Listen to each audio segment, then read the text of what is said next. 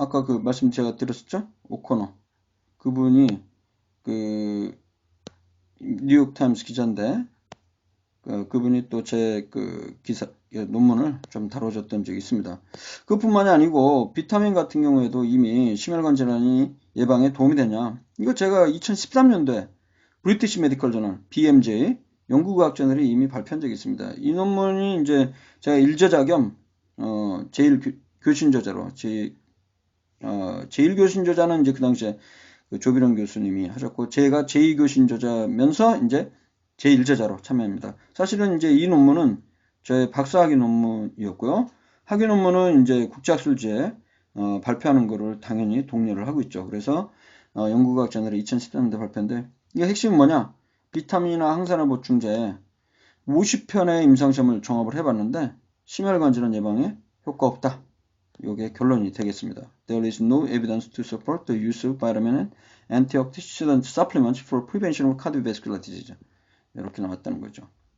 그래서 이미 지금 이 연구 논문 같은 경우에는 사실 기존에 나왔던 메타 분석 결과를 다시 한번 확인하는 논문 수준이다 이렇게 생각을 하시면 되겠고 이게 과연 얼마나 대단한 그 논문이냐 제가 봤을 때는 뭐 의미 있는 논문이긴 한데 그렇게까지 아주 대단하다고 보기에는 좀 제한적인 부분이 있어요. 이 논문을 직접 제가 원문을 한번 살펴봤습니다. 이 논문인데요. Annals of Internal Medicine에 바로 이번 달에 발표된 온라인으로 발표된 엄브렐라 리뷰입니다.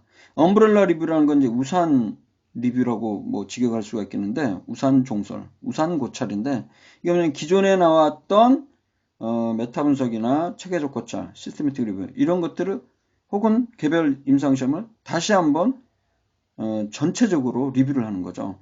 그러니까 보통 이제 체계적 고찰, 시스테미틱 리뷰나 메타 분석은 원저들, 개별 임상시험을 종합하는 것에 반해서 엄브렐라 리뷰는 그걸 종합한 체계적 고찰과 메타 분석까지를 또 다시 한번 고찰을 하는 거죠.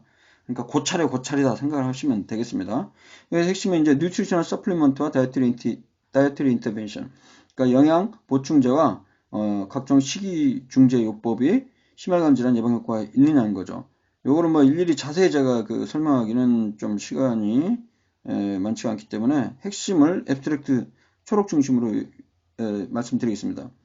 그래서 이제 결론을 보면 총 9 systematic reviews, 데이터 신서시스를 보게 되면 9편의 체계적 고찰과 4편의 new RCTs. RCT라는 게 뭐냐면 randomized controlled trials. 그래서 무작위 비교 임상시험입니다. 그러니까 환자 한 그룹만 뭐 비타민만 주는 게 아니고 한 그룹은 가짜 비타민 플라시보를 주고 한 그룹은 비타민을 주는 그런 비교 임상시험이라는 거죠. 그러니까 기존에 9편의 이미 발표된 체계적 고찰에다가 4편의 새로운 임상시험을 이 사람들이 선택을 해서 결과적으로 총 이 안에 들어있는 임상시험이 총 종류가 277편이라는 것이죠. 그리고 24 interventions 이걸 잘못해서 했다는 것인데 이게 뭐냐면 이제 24종의 보충제와 그 다음에 다이어트리 인터벤션 즉 식이요법들 그 24종이라는 것입니다. 그걸 종합해 봤더니 99만 명이고요. 그다음에 총 105편의 메타 분석을 시행했다 이렇게 되었습니다.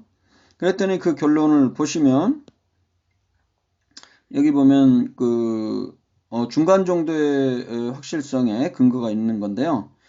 솔트 인테이크 즉 염분 섭취를 그 혈압이 정상인 사람에서 염분 섭취를 줄이게 되면 리스크 레이쇼 그 심혈관 질환 발생이 0.90 그러면 이제 10% 감소시킨다는 겁니다. 뒤에 95% 신뢰관이 0.85에서 0.95인데요. 이 사이에 1이 포함되지 않으면 통계적으로 의미 있다 우리가 보통 해석을 하죠. 유효하다고 하죠. 유효한 거죠. 그다음에 심혈관 사망률 모텔리티 그 고혈압 환자에서 심혈관 사망률에 있어서는 33% 유의하게 낮췄다 이렇게 되어 있고요. 그다음에 나머지 오메가3가 그 심근경색과 코로너리 하트 디지즈 관상동맥 심장질환을 각각 8%, 그 다음에 7% 낮추는데 중요한 건 low certainty evidence로 됐어요. 그러니까 이거 뭐냐면 근거 수준이 조금 낮다는 거예요.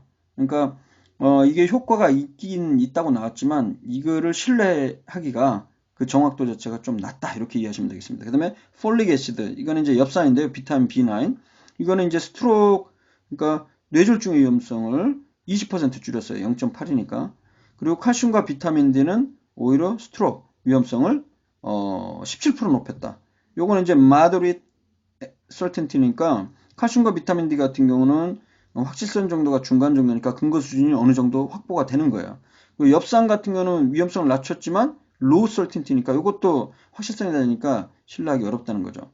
그리고 기타 각종 비타민 B6, 비타민 A, 멀티바이타민, 항산화제, 그 다음에 철분, 그 다음에 각종 다이어트리 인터벤션스, 그러니까 각종 식이 요법들, 이를테면 지방 섭취를 줄이거나 이런 것들이 심혈관 질환이나 사망률에 별로 유의한 차이가 없었다 이렇게 되어 있습니다. 그래서 결론적으로 여기서 염분 섭취를 줄이고 그다음에 오메가3를 투여하고 폴레이트, 폴릭 애시드 똑같은 말이죠. 엽산을 보충하는 것은 일부 심혈관 질환의 위험성을 낮출 수 있다 이렇게 되어 있죠. 그러나 아까 제가 말씀드렸지만 솔트 인테크는 모르겠지만 염분 섭취는 모르겠지만 오메가3나 엽산은 그 근거 수준이 low certainty evidence니까 그렇게 높지 않습니다. 저 같으면 그런 결론일 때는 낮출 수 있다고 얘기하지는 않습니다.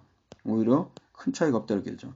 그래서 이게 이 논문이 Annals of Internal Medicine 그 임팩트 팩터가 되게 높은 그 영양학 학술지에 발표되는데 제가 봤을 때는 이게 그렇게까지 의미가 있었는지 조금 의문이 듭니다. 왜냐하면 여기 보시면 이 논문을 보면 알 수가 있어요. 그 실제 그 주요 분석 결과 피겨 2 이게 뭐냐면 그 그림인데요. 여기 보면 그 왼쪽에 인터벤션이라고 중재 요법들 24종류 뉴트리셔널 서플리먼트 그러면 영양 보충제가 바이타민 E부터 C, B, E 이렇게 쭉 나와 있는데 거의 대부분의 그 데이터 소스가 2018년도 젠킨스 등의 논문에 의존해 있어요. 자 여기 보면 좀 더 확대해 보면 요 밑에 바이타민 D와 오메가3 같은 경우는 칸 et al 2019 돼 있죠. 근데 여기 괄호에 번호가 없죠. 참고문헌 번호가 없다는 거는 이건 아직 발표 안 된 건데 이게 뭐냐면 이 저자, 일저자인 이 사람들이 자체적으로 그냥 분석했다는 거예요. 여기 보면 별표에 보면 Updated Meta-Analysis After Inclusion of New Clinical Trials. 아까 4편의 새로운 임상시험을 추가했다고 그랬잖아요. 그러니까 이게 뭐냐면 2018년도에 젠킨스 등이 이미 리뷰한 이러한 데이터에다가 자신들이 4편의 최근의 임상시험을 추가해서 이 결과를 보여준 거예요. 그래서 대부분의 결과들은 사실 아주 새로운 결과가 아니고 2018년도 젠킨스의 연구 결과를 뒷받침하는 겁니다. 그래서 제가 봤을 때는 좀 아쉽습니다. 이 메타 분석은 정말 제대로 오리지널 아리클들 그 임상시험들을 제대로 전 세계적으로 발표된 거를 이 젠킨스 논문에만 의존하지 말고 물론 젠킨스께 가장 그 포괄적인 논문일 수는 있겠지만은 그러나 제한점이 있어 보입니다. 제가 봤을 때는. 그래서 실제 제가 그 논문 젠킨스 논문을 또 다운 받아갖고 봤는데요. 요겁니다. 2018년도 젠킨스 캐나다 토론토 대학 그 리뷰팀인데요. 종선인데 이 논문은 Journal of the American College of Cardiology 그러니까 미국 심장학 협회 저널에 발표된 리뷰 종설 논문입니다. 리뷰란 건 이제 어떤 한 특정 주제에 대해서 기존에 나왔던 연구 결과를 체계적으로 이렇게 정리를 하는 거죠. 그래서 제목은 이제 비타민이나 미네랄 보충제가 과연 CVD 즉 Cardiovascular Disease 심혈관 질환 예방에 도움이 되는지에 대한 건데요. 이 논문이 이제 기존에 나왔던 논문들 한 180여 편인가요? 논문을 방대하게 리뷰를 했습니다. 179편의 임상시험을 여기서 추가했거든요. 그러니까 이 그 리뷰 논문에 기초로 해서 이번 그 칸 등의 논문은 4개의 논문을 더 추가한 정도 수준이고요. 그래서 결론적으로 말씀드리면 여전히 제가 그 2010년대 초반에 제가 발표했던 오메가3나 비타민, 메타분석뿐만이 아니고 저뿐만이 아니고 다른 사람들이 다른데 그 메타분석 팀이 발표한 논문이랑 거의 큰 차이 없는 그런 결과가 보이고 있습니다. 결론적으로 2010년 전까지는 모르겠지만 2010년대 이후 지금까지 최근 10년 동안의 변화가 어떠냐? 비타민 등 종합영양제 어떤 그 영양성분 건강기능식품도 심혈관 질환에 대한 예방효과 없는 것으로 나온다 이 말이죠. 심지어 칼슘과 비타민 D 같은 경우는 오히려 심장 혈관 질환, 심혈관 질환 위험성을 높일 수 가능성이 지금 제기되고 있고요. 사실 이 칼슘과 관련한 부분은요, 제가 메타문석을 이미 써서 1년째 계속 그 높은 의학학술지에 트라이에서 떨어지고 다시 리뷰하고 이런 과정이 있고, 지금 현재 최종적으로 어떤 한 좀 괜찮은 저널 중에 하나입니다. 내과학 저널. 여기에서 지금 그 논문 리뷰 중에 있고 수정 중에 있습니다. 이 결과 나오면 또 나중에 제가 또 말씀드리도록 하겠습니다. 자, 그래서 여러분들 뭐 심혈관 질환뿐만이 아닙니다. 암 예방 그리고 각종 또 심혈관이나 암뿐만 아니라 어떤 분들은 우리가 무슨 영양제를 심혈관 암 예방하기 위해서 먹냐 이렇게 얘기하시면서 뭐 그냥 보충해서 여러 가지 면역 향상시켜서 감기도 안 걸리고 피로도 줄이고 여러 가지 몸 컨디션 좋으라고 먹는다고 그러는데, 근데 그러한 근거들조차 근거가 부족하다는 거예요. 부족하거나 아예 없거나 효과가 없다는 거로 나옵니다.